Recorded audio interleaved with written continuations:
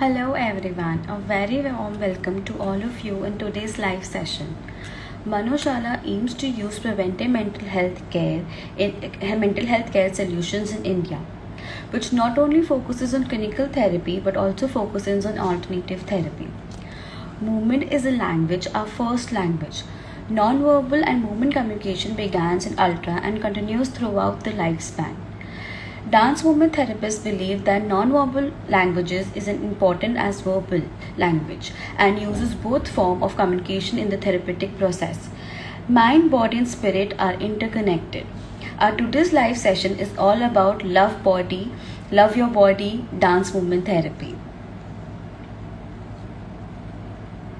In psychology from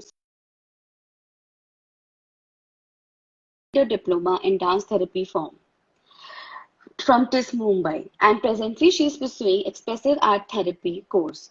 She has conducted various workshops on dance therapy. Hi Bharti ma'am, welcome. Thank you. How are you? I'm good and thank you so much for having me on Manoshala. I'm very excited. Uh, so let's start. Yeah, sure. Okay. So, what is dance therapy according to you, and who should consider it and when? So, dance therapy is actually a psychotherapy that works on basically the enhancement of any individuals related to their social self, their emotional, mental, physical, and how they feel about themselves as a whole person. And so also because this is an alternative holistic approach to it, people who are actually diagnosed, like clinically diagnosed with issues, they definitely, if it's like something that they can absolutely experiment or something that they can kind of engage in for their to understand their well-being. Like for example, a lot of people connect with movement, and the ones who do not have any kind of special challenge or there's anything that they're dealing with, they can still experience it just to understand the sense of self. So what we do in dance movement therapy, we bring a lot of understanding of sense of self and our environment using body and movement as a way of expression. Okay. And who should consider it, and like what is the time we should consider it? Okay, so basically, it's a creative space, like where you can feel safe and anybody can consider it. So that it's not like a specific individual, that if you're going through something, if you're going through a mental or physical challenge, then only you can do it. Otherwise, also just for your experience. But if somebody also has a challenge, they also can experience dance movement therapy. And dance movement therapy has kind of helped, or let's say assisted people in being very in working where people are dealing with like mental health challenges like dementia, like depression, that anxiety, Alzheimer, autism, so many illnesses and challenges that people deal with, as well as people with otherwise, like people like you and me, who just want to have a creative exploration and just want to understand themselves better. Yeah. Okay, that's great. Okay. So does dance therapy work for everyone, or it does better work for specific behavior experience that the person faces? Both. It works Okay. for everyone. And and when you're working with people who have a specific goal, for example, like they're going that the challenges that they're experiencing, then you kind of create a process or the framework according to them and their goal. So it's like you're working with somebody, okay, and you're helping them basically find that strength that they already have within, to find a way to become more, how do I say, equipped with your sense of self, where you Yeah. understand your sense of self better, where you, for example, like Tamanna, you and me, okay, now let's say Tamanna is a person who's always, let's say, slouching this way, or she's fine, she's always looking down, or she's kind of not always a person who's very open when she's sitting and talking to somebody. So because that means your relationship with your environment is different compared to a person. Suppose for me, if I'm the person who's always, a very simple example, sitting upright, open, keeping my arms open, being more inviting to wherever I'm moving. So basically, what is saying is that your and my relationship with the environment is different, and like your relationship, what you feel about yourself and what I feel about myself is different. So Yeah. what we do is we work with where we are, wherever the individual is at that point. Yes. So it works for both. Okay, that's good. How does dance therapy work and what do we exactly do in that? Okay, so basically, dance therapy is there's always a framework to kind of Yeah. it's like a safe space where you invite people to come and have like a engagement with themselves. And when we do it in groups, for example, when we Yeah. do it in person or we do it virtually, we kind of find different activities how people can connect with themselves as well as the other person. So what happens is the beauty is when you come and do this whole experience together, you suddenly have a validation of your self-worth. You realize that okay, this is who I am. And at the same time, when you're listening to other people and their experiences, you feel very supported. You feel like okay, we are in this together. It's like you're building community together, right? So also when you're working with specific individuals who have a certain goal in mind, like for example you spoke about a certain challenge, then the framework will be according to that. So we kind of use different movement activities. We do a lot of body based work. We focus on activities like breath. We include meditation. We include artwork as a way of expression. We also kind of we use a lot of props as a symbolism to kind of Yes. have a connection. So these Yes. are the things, these are basically the tools that are supporting the process. And we always say as facilitators that it's a very experiential process. So even Tamanna, you and me are part of a group. You and me will still have a very different experience from the third person. Yeah. You will have a different experience, I will have a different experience. You will understand where you are with your body, and I will understand. Just give me one. Yes. Yeah.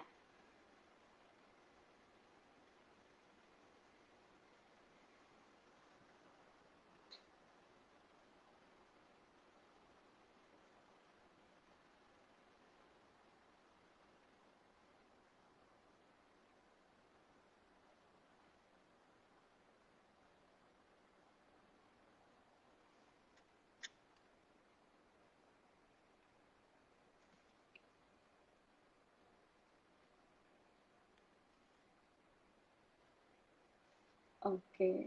I will let add her again.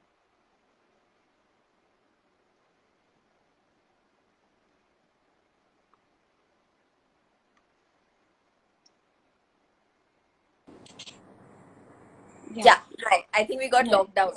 Yeah. Yeah. Yeah. Okay. Okay. Yeah. So yeah. So you were telling about the how like okay.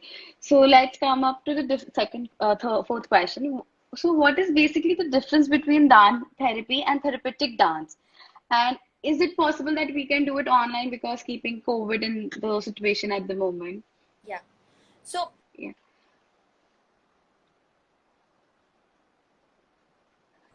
Yeah, yeah, you're audible. yeah, something very simple. Dance is an art form, right? And when we talk Yeah. about dancing, I'm sure everybody loves to just forget like knowing professional dancing. But if you play music, everybody likes to move to that.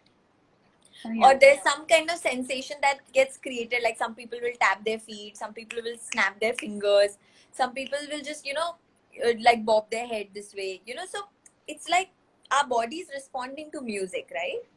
because Yeah. because we that like they say that we are so connected that sometimes we also don't realize. So what happens is the moment you are just moving and listening to music, it becomes therapeutic. You feel like Yes. a lot of times you go for a dance class and you just have a great class, you automatically feel like rejuvenated. So in that way we can also call it that you just had a like a therapeutic experience, right?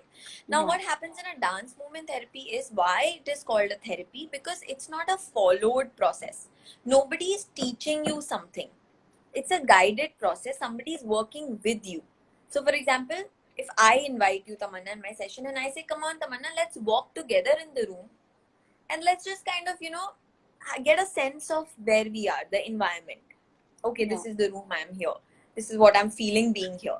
So, what happens is when you kind of start looking at the outside, what's happening, and you kind of understand what is going on within, like how am I feeling while I'm walking, how am I feeling when I'm just lifting my arm up, how am I feeling when I'm just dropping my body, you know, very simple movements.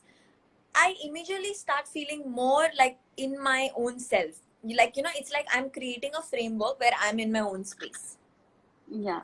So what happens? Therapeutic dancing and dance movement therapy, it's like where the maybe the thin line could be that where we're just doing very abstract movements, right?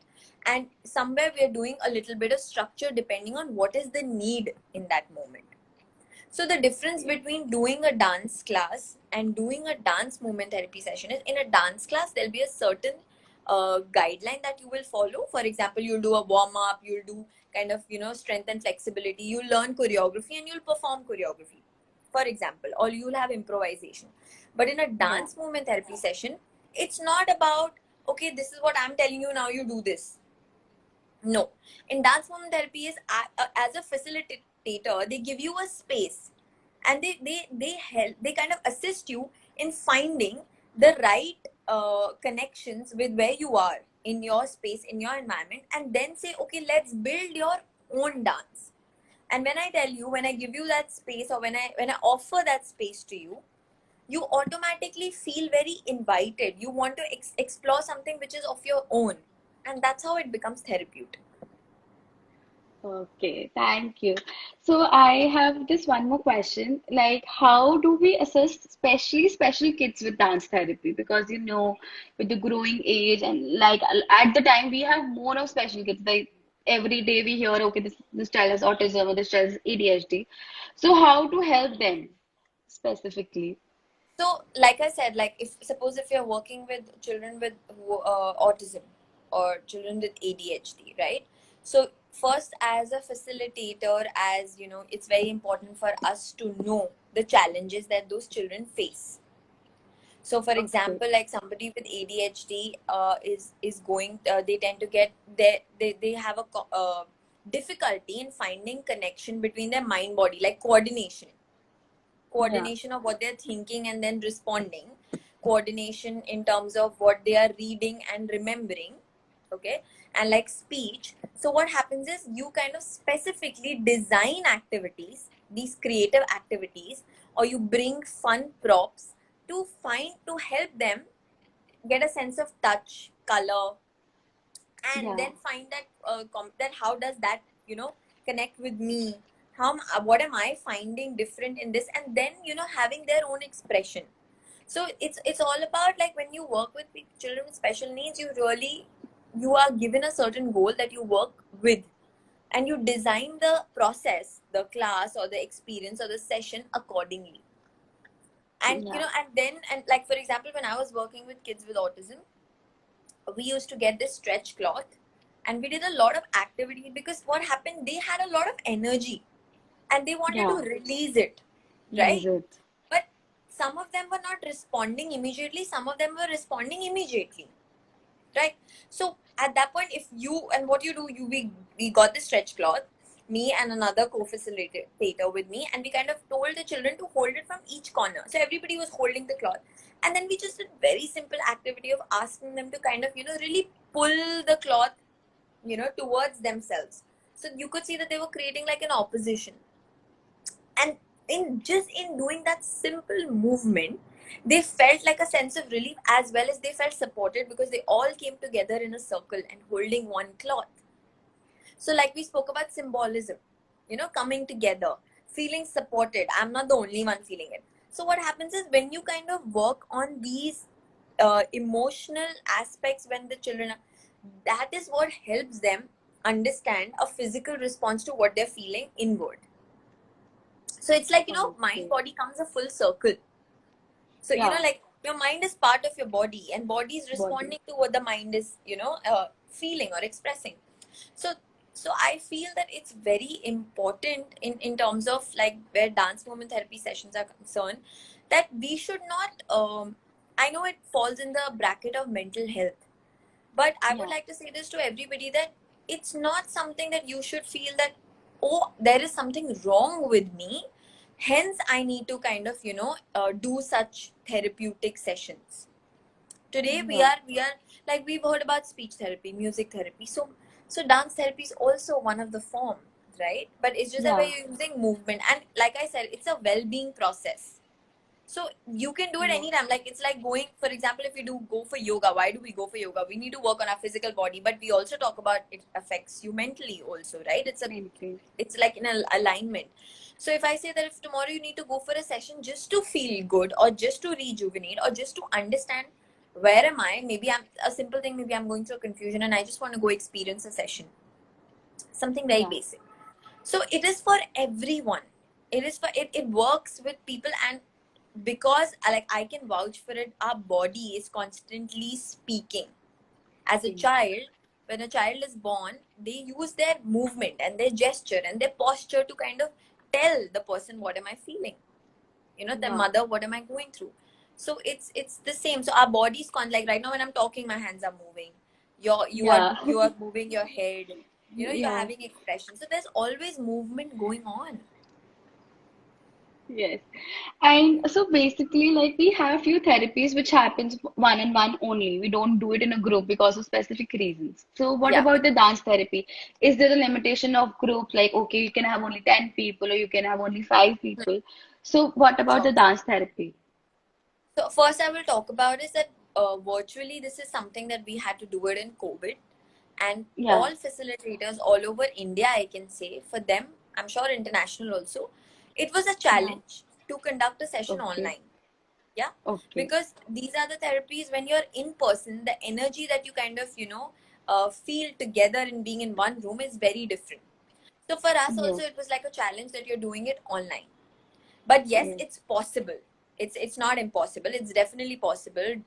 It's since 1.5 year I've been doing so many sessions and workshop, and the response has been great. Of course, when we'll do it in person, it'll be different, but online, Different. virtually, it's absolutely possible.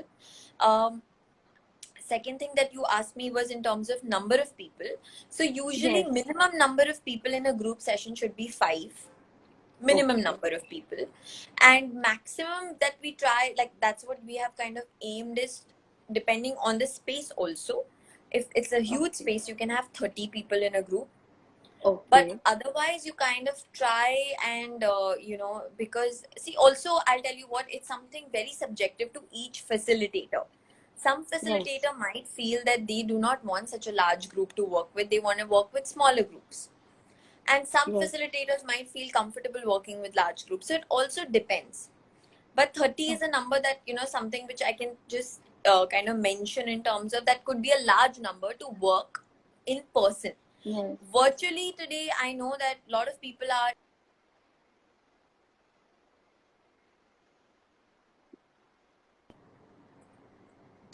but am I audible, Tamanna? Yeah, yeah, you are audible. Yes. Yeah. but Yeah. I, but Yeah. I, but I but I'm sure like in person is something that this is what we kind of like, Yeah. keep like a rough Okay. number. Yeah. Okay. So can we have it on one-on-one as well? Yes, absolutely, you can have one-on-one. Okay. Yeah. Okay. So, can you share an example of your client and how was their impact with the dance therapy?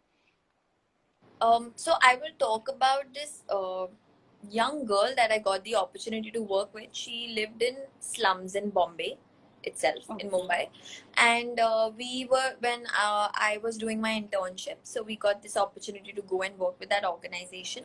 And she was a 16, 17-year old girl. And I and so we all were told when we were training that we need to kind of like, have one individual that we can work with. And I decided to work with her. uh, she basically had left her family and come, and she was here staying in an NGO, and where they were like, where they were taking care of these girls. And she mentioned, so I just generally asked her after doing a couple of sessions of dance movement therapy, that how do you feel about yourself. And she was actually a very shy person. She was not somebody who would go and talk to anybody, so she had her limitations. And even her body language was a little more closed, and she would like to sit behind in the group. She would not somebody who so you could kind of sense that her body language was also very close, and she was not very Yes. confident about uh, you know even mentioning her name. And I remember, and once our sessions were over, I had a conversation with her, and I asked her how was the experience. So she mentioned that how she comes from such a small village that she has no idea that something like this exists. She said that मैंने dance के बारे में सुना है, of course सबको पता है, और गांव में तो हम लोग अपना टाइप का डांस करते थे, बट यहाँ पे आके ये एक्टिविटीज करना, यहाँ पे अपनी बॉडी को एक in a different way, kind of, I'm getting a chance to express myself. And after, I think Yes. we did 8 sessions with her, and she told me that after 8 sessions, in fact in the last 2 sessions, we observed that she was the one who would come in front and dance in the middle of the group. And she would, like, if you give any activities, she would be the first one to say, oh, I want to participate. And she said that my Okay. relationship at home with not with my parents, because she had left them and she was staying with her brother-in-law and sister, and she was saying that my relationship with them also has changed. I would never talk, but today, after just by doing 8 sessions, now when I go home, I share with them, okay, these are the things that I'm doing, these are the new things I'm learning. And she's like that I have started expressing what I feel or what I like, because, like, for example, if she likes something to eat, she would not say that because she was so shy and scared. And she told me that Yes. she's like, after doing these sessions, I want to become independent. I really want Wow, to that's work, good. I want to study. And the NGO that was taking care of them, they would come there for like few hours in the day and go back. So Okay.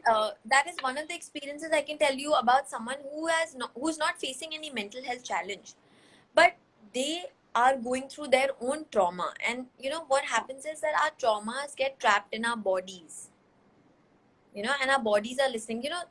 If you notice, a lot of people say that I'm going through arthritis, or I'm having a lot of joint pain, and if Yes. you will actually, they and it's proven that that's also because of your emotional suppression or a trauma Question. that your body must have experienced.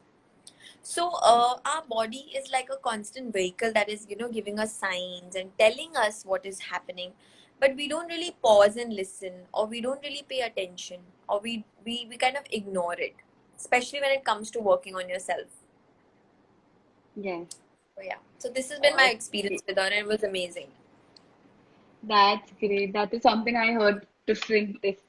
So, do we have any age also for dance therapy? Like, okay, after this age, no, don't go for dance therapy. No, there is no like any age is fine. Because you can work with any population, and it's just that, like, Yes. for example, if you're working with children, the way you will work with them and the sessions you'll design for them will be different for the ones for adults, even for teenagers, for young adults, for elderly people. It is going to be very different. It depends, because you kind of have to understand where they are, right? Yeah. So the kind of activities you can do with kids, you might do a little more evolved, and something which is, that doesn't mean that you cannot do the kids activity with elderly people or young adults. Of course you can. Yeah. But like I said, it's something so subjective that there is no specification that this is how it has to be. Yes. Okay. And yeah, That's good. yeah. Okay. So age bracket is So, something that we kind of just, we don't like really mention it unless you're working with specific population. yeah. Okay. So it is like that also that in group you need to have a specific age, or that can be like random ages can also be there. No, so it's like, suppose if you're planning a workshop with, for example, young adults, then let's say you plan like 16 and above, or let's say 16 to Okay. 25 or 16 to 30, for example. So Yes. that again is subjective. But it could be like, Okay. you cannot work with, like, if I have 2, 3, 4-year-old children and I have Yeah. teenagers and young adults, because Yeah. the whole process of the session will be different Says because would of the mind. Yeah, because the children, and then you have young adults, and then you have, like, elderly people, so you kind of have to be. bifurcate that. Okay, okay. So, do you have something to tell to our audience about it, like a little bit, just anything you want to tell our audience? So I feel like I have really, in the last 1.5 years, we've spoken about dance movement therapy quite a few times. Yes. And And I feel like I not just because I'm a facilitator and working in this field, but from my personal experience also I want to share. So I had COVID last month, Yeah. and I got mild symptoms, fortunately. But in that whole time, it was like you say, right? Emotionally plays on you. And there were Yes. days when even I felt a little demotivated, and my mother was also diagnosed. Like she also had COVID, and she had to be hospitalized. So there was a lot of Okay. fear and helplessness, and I think what kept me going was I really kind of, I had to work on a project of mine, and that gave me an opportunity to use movement as a way of expression. And just by Okay. everyday doing small movements, like just maybe let's say play the music and move to that, or listen to the birds outside my window, and maybe just, observing the sound and kind of moving my hands to that, or just listening and moving my feet, or just moving very gently in space, sometimes playing music and really expressing what I'm feeling. It could be my feeling demotivated or feeling limited, Yeah. and that really kept me going. Because why? Because what there was so much time to really go inward and understand the sense of self. So my body gave me that openness to kind of express what I'm really feeling in that moment, and that really helped me Okay. to get back, and that faith of that everything is going to be fine and you will overcome this and your mom is going to be fine, that really helped me. So I Okay. have experienced body based work personally, and I know how much it helps to release, how much it helps to let go, how much it helps you to find your own expression, how much it helps you to understand the sense of self, how open and how I would say aware you become about the person you are or you're becoming. Yes. So Okay. I feel That's like great.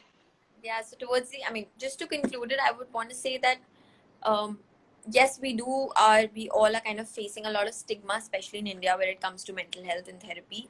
And I want to tell everybody that alternative holistic therapy, healing, all these kind of different expressive arts, dance movement therapy, and music, and so many are really coming to make individuals realize that we can actually kind of open our life to so much more, and we can heal on our own just by finding our creative expression.